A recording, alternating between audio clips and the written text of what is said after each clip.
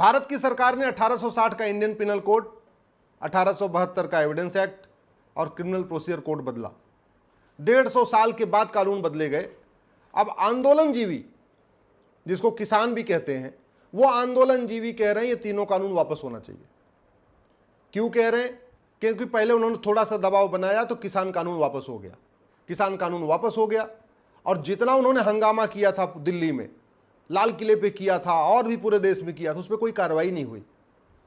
तो उनके अंदर जो खौफ पैदा होना चाहिए था, जो डर पैदा होना चाहिए था, वो उनका साहस और बढ़ चुका है। अब वो कह रहे हैं जैसे किसान कानून वापस लिया था, वैसे ही ये तीनों कानून जो भारतीय न्याय संहिता है, भारतीय नागरिक सुरक्षा संहिता है, भारतीय साक्ष्य संहिता, इसको भी वापस लीजिए। मैं बार बार कह रहा हूं, आंदोलनजीवियों को विदेशों से फंडिंग हो रही है, बहुत बड़ी मात्रा में फंडिंग हो रही है, लगभग 50,000 करोड़ की फंडिंग हो रही है। और मैंने इस पे PIL फाइल किया है यूनिफॉर्म बैंकिंग कोड लागू करने के लिए। दुर्भाग्यवश न तो RBI हमारी PIL का सपोर्ट कर रही है, न तो वित्त मंत्रालय सपोर्ट कर रहा है। एक यूनिफॉर्म बैंकिंग कोड लागू नहीं करेंगे, विदेशी फंडिंग नहीं रुकेगी। विदेशी फंडिंग नहीं रुकेगी तो यहां आंदोलन चलता रहेगा। आंदोलनजीवी कभी किसान कानून को वापस करने की मांग करेंगे और कभी कहेंगे कि ये जो अंग्रेजों वाले कानून नए खत्म किए गए उनको दोबारा फिर से बहाल करो, जो नए कानून बनाए गए उनको खत्म करो। ये आंदोलनजीवियों को भारत के अंदर जो ब्लैक मनी जनरेट होती उससे भी उनको फंडिंग होती है। जो ड्रग स्मगलिंग से पैसा आता है, हथियारों की तस्करी से पैसा आता है, जो काला धन भारत के अंदर जनरेट होता है, उससे उनको फंडिंग होती है। ये आंदोलनजीवियों को खाड़ी देशों से, पाकिस्तान से हवाला के जरिए फंडिंग होती है। ये आंदोलनजीवियों को FCRA के जरिए, जितने आंदोलनजीवी हैं इनका सबका NGO है, इनके संगठन है, उनको FCRA का लाइसेंस मिला हुआ है, विदेशी चंदा लेने का लाइसेंस मिला हुआ है, उनको विदेशों से फंडिंग हो रही है। तो FCRA की फंडिंग हो रही है, बाहर से हवाला की फंडिंग हो रही है, अंदर से काले धन की फंडिंग हो रही है, पॉलिटिकल पार्टियां उनको फंडिंग करा रही है और वो हंगामा करते जा रहे हैं एक के बाद एक। और ये बड़े शर्म की बात है कि पिछली बार इतना हंगामा हुआ, लाल किले पे पूरा नंगा नाच किया, दिल्ली में नंगा नाच किया, सड़क जाम करके रखा, लेकिन उनके खिलाफ कोई कार्रवाई नहीं हुई। क्यों? क्योंकि पहली बात तो हमारा कानून घटिया है और दूसरा उनका सिस्टम इतना मजबूत है कि उनके लिए बड़े बड़े वकील खड़े हो जाते हैं, सुप्रीम कोर्ट में खड़े हो जाते हैं, हर जगह खड़े हो जाते हैं। तो समाधान क्या है? समाधान यह है कि सबसे पहले संपत्ति को आधार से लिंक किया जाए।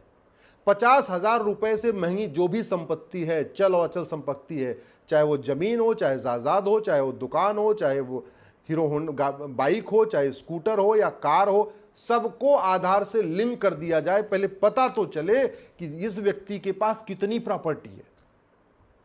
ये जितने आंदोलनजीवी घूम रहे हैं ना, पुराना सा कुर्ता पैजामा पहन के, चप्पल पहन के, टोपी लगा के, इसमें से कोई 500 करोड़ का मालिक है, कोई 1000 करोड़ का मालिक है, कोई 2000 करोड़ का मालिक है।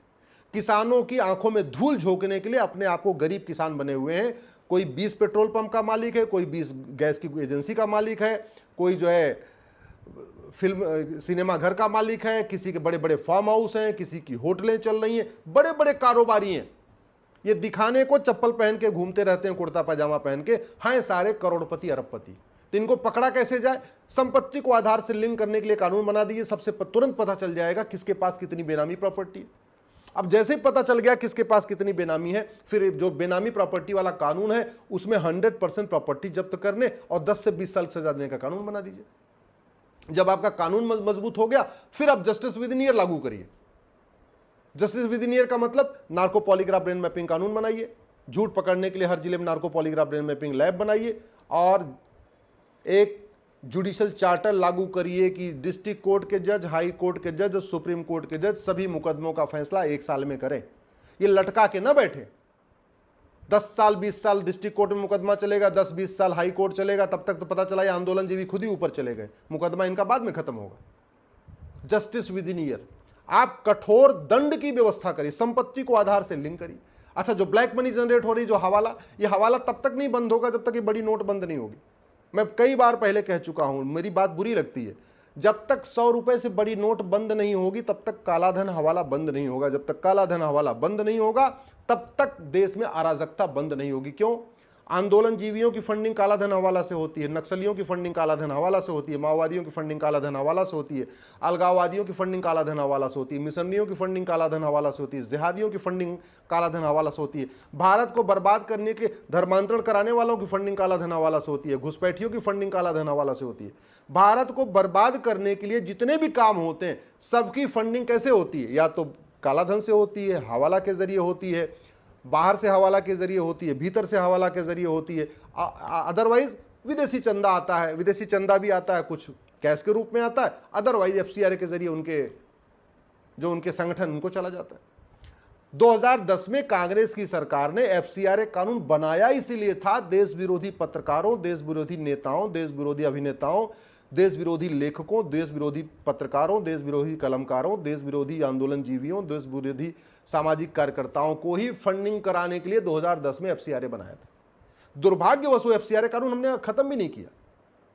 चलो ठीक है, इधर के लोगों को कुछ मिल जा रहा होगा, लेकिन कहते नहीं हो थाली में जूठन के बराबर इधर मिलता है, बाकी सारे देश विरोधियों को जा रही फंडिंग। तो 2 रोटी इधर मिल रही है, 50 रोटी उधर जा रही है। 2 रोटी के लालच में हम उसको खत्म ही नहीं कर रहे। अरे खत्म कर दीजिए, इधर वालों को भी बंद हो जाएगा, उधर वालों को भी बंद हो जाएगा, कम से कम देश तो शांति आएगी ना। बंद कर दिए 100 रुपए से बड़ी नोट। क्यों चाहिए 100 रुपए से बड़ी नोट? 81 करोड़ लोगों को तो गरीबी रेखा से नीचे है, उनको तो मुफ्त में अनाज देना पड़ रहा है। सरकार खुद ही कह रही है 80% लोग पर डे 100 रुपए से कम खर्च करते हैं। जब 80% लोग पर डे 100 रुपए से कम खर्च करते हैं और जो 20% 100 से ज़्यादा खर्च करते हैं उनके पास एटीएम, पेटीएम, भीम, UPI, debit card, credit card है, फिर 100 रुपए से बड़े नोट की ज़रूरत क्या है? क्यों चला रहे हैं हम?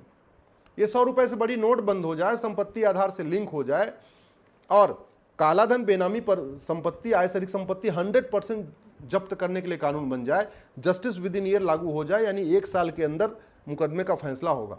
और सबसे बड़ी बात ये, जिसके पास आय से अधिक संपत्ति मिले, जिसके पास बेनामी संपत्ति मिले, उसकी नागरिकता खत्म करिए।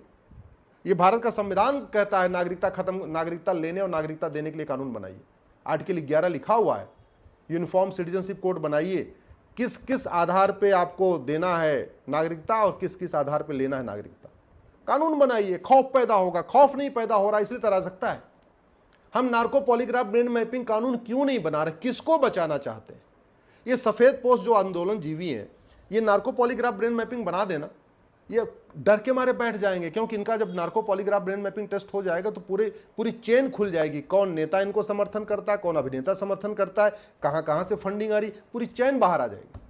अभी वो कानून नहीं है इसलिए वो कुछ भी करने के लिए स्वतंत्र है। कभी कहते हैं किसान कानून वापस ले लो, आप कह रहे हैं कि जो 3 नए कानून बने हैं क्रिमिनल लॉ, उनको भी वापस ले लो।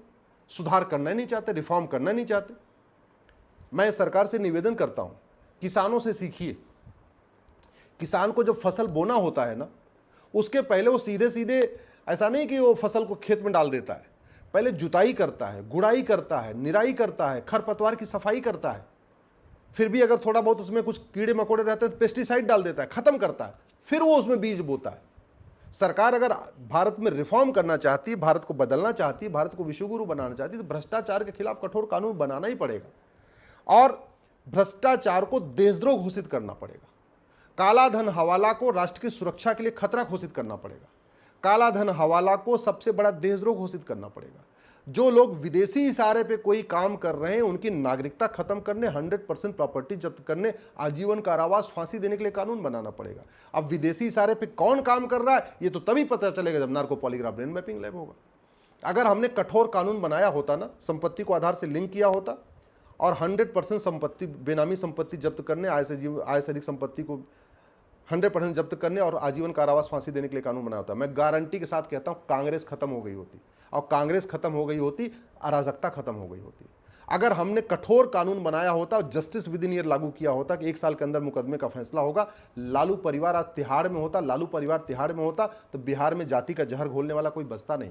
संपत्ति को आधार से लिंक किया होता, नार्को पॉलीग्राफ ब्रेन मैपिंग कानून बनाया होता, जस्टिस विद इन ईयर लागू किया होता, कश्मीर में अब्दुल्ला परिवार, महबूबा परिवार तिहाड़ में होता और अगर ये दोनों परिवार तिहाड़ में होता तो इनकी पॉलिटिकल पार्टी खत्म हो जाती, कश्मीर में शांति आ जाती।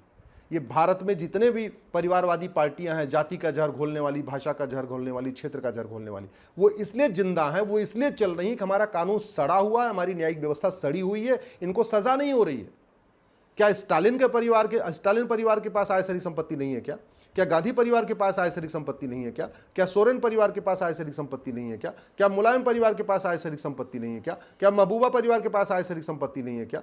क्या अब्दुल्ला परिवार के पास आय से अधिक संपत्ति नहीं है क्या? क्या हुड्डा परिवार के पास आय से अधिक संपत्ति नहीं है क्या? ये जितने भी भाषा के जो क्षेत्रीय पार्टियां हैं, ये सब करोड़ों अरबों के मालिक हैं। और अगर इन परिवार, अगर कठोर कानून हो, इन परिवार, ये काला धन बेनामी संपत्ति रखने वालों को सजा हो जाए, ये परिवार खत्म हो जाएंगे, परिवार खत्म हो जाएंगे, इनकी पॉलिटिकल पार्टी खत्म हो जाएगी। पॉलिटिकल पार्टी खत्म हो जाएगी तो जातिवाद, भाषावाद, क्षेत्रवाद खत्म होगा, माओवाद, नक्सलवाद, कट्टरवाद, जिहाद, मजहबी उन्माद खत्म होगा। और नहीं तो कभी यहाँ आंदोलन होगा, कभी वहाँ आंदोलन होगा, कभी ये एक पूरे देश में अराजकता चलती रहेगी।